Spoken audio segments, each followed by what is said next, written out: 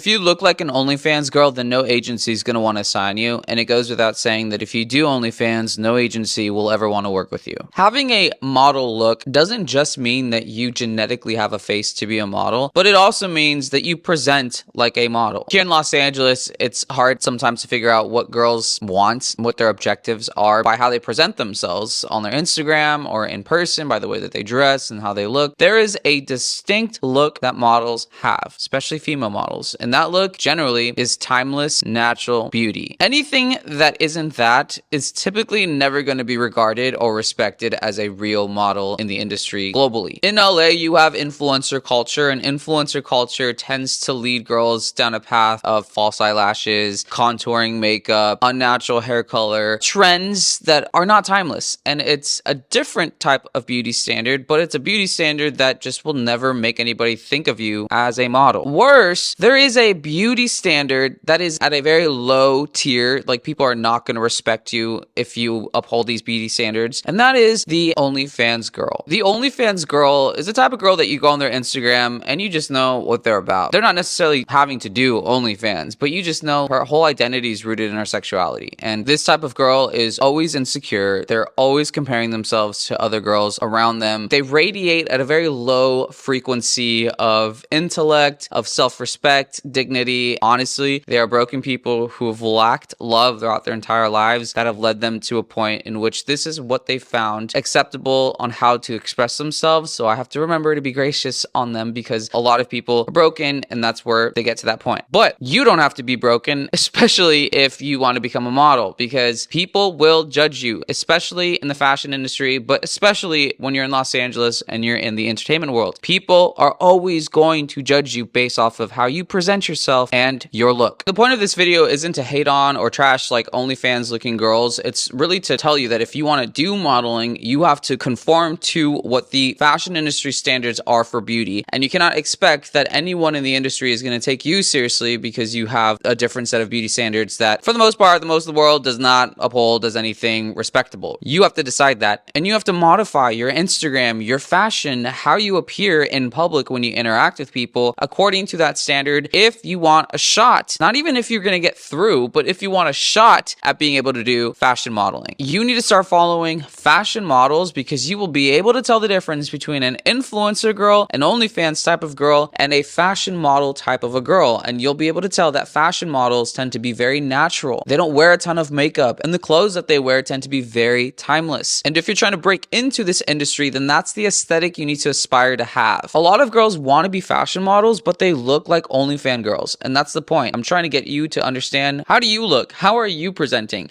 Because I can guarantee you, if you look like an OnlyFans girl, you will never be a model, ever be taken seriously, be respected as a model. That's just not going to happen. So decide today how you can look more like a fashion model and adopt that aesthetic, and you're going to increase your chances of being able to actually make something happen in the fashion industry.